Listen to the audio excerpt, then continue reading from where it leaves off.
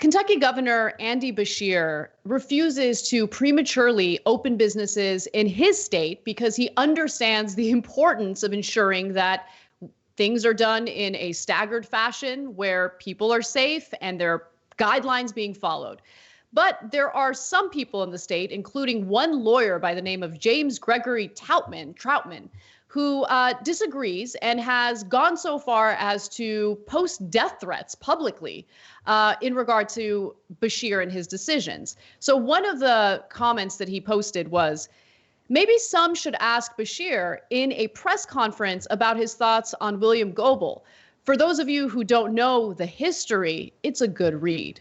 And so if you don't know who Goebel is, he was the 34th governor of Kentucky. He served 4 days in 1900, and he was assassinated. So that's what he's referencing there. But he wasn't done yet. There was more.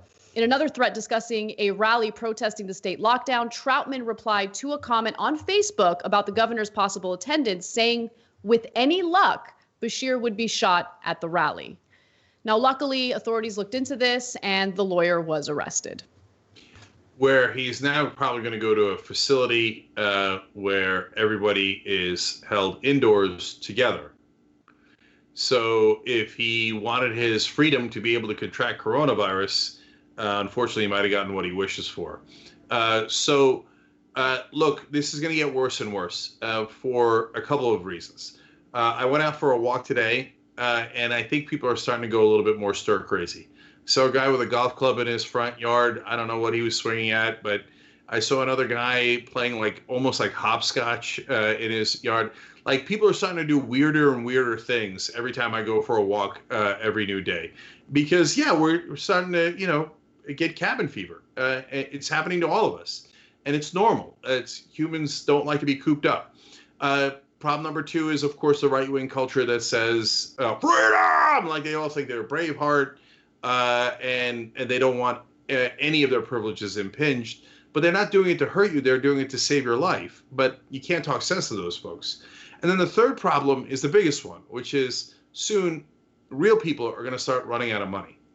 And so when you have all those things happening, and if coronavirus is not controlled, and we don't have enough testing to be able to contain the cases that pop up and their contacts, oh boy, if this thing lasts for a long time, people are going to get very antsy. Everybody's going to get antsy. The right wing is going to think it's an issue of freedom and whatever other things that they conflate it with, which are not the case.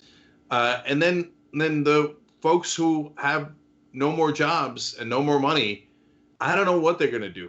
So this guy threatens the life of the governor. That's totally unacceptable. But I'm really worried that a ton of unacceptable things are headed down the pike for us. And just to add one more devastating point, we are armed to the teeth, right? Like, people went on a gun buying spree, as we learn more and more about the virus. And so, yeah, it is terrifying. And it certainly doesn't help to hear people or see people encourage others to assassinate lawmakers because they disagree with the policies. It's crazy. Yeah. And one other thing I just want to mention, I don't know. No, I do know. Everyone's at home. Like, the stay-at-home order is still in effect here in California. There is a helicopter constantly flying over our neighborhood, constantly. Starts at 5 a.m. and it just does not stop.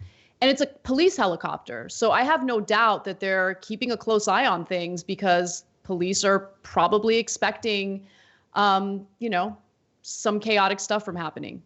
Yeah. And I mean, look, there's bad guys who might want to stupidly take advantage of the situation. And then there are homeless people who are really desperate. And that's a different problem. And then there's going to be the newly desperate when folks run out of money. And when you have desperation and you have a situation where people are feeling agitated, got a toxic brew coming. I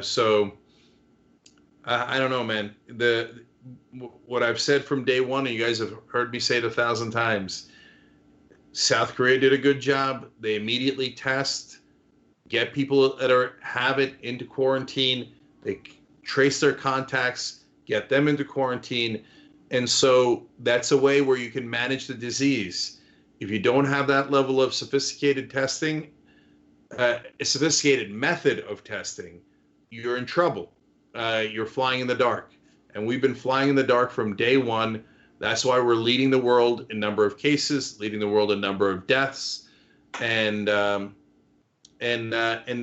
like Belgium is number one in deaths per capita because they're being radically transparent and tracking the deaths in a way that is potentially more accurate and more honest about how many people have died from coronavirus.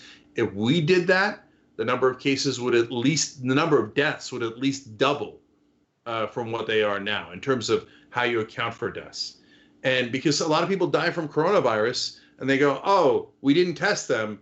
We don't know what they died from. So technically we're not going to count them.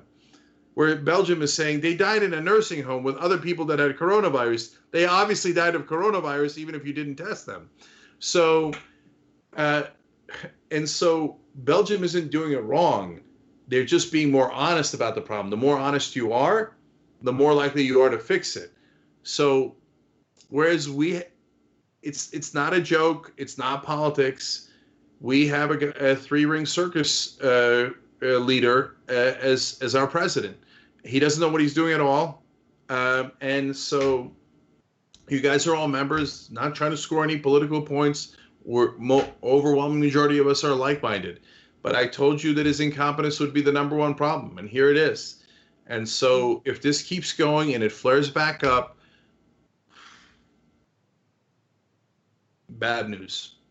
Bad news turned into terrible news. But let's hope it doesn't happen. Let's hope that the Faucis of the world can help him get it right, get testing everywhere, ubiquitous, everywhere. And then maybe we can get it under control and open back up. But if you got these right-wingers who won't listen to anything and do it prematurely, God help us all. Thanks for watching The Young Turks. Really appreciate it. Another way to show support is through YouTube memberships. You'll get to interact with us more. There's live chat emojis, badges.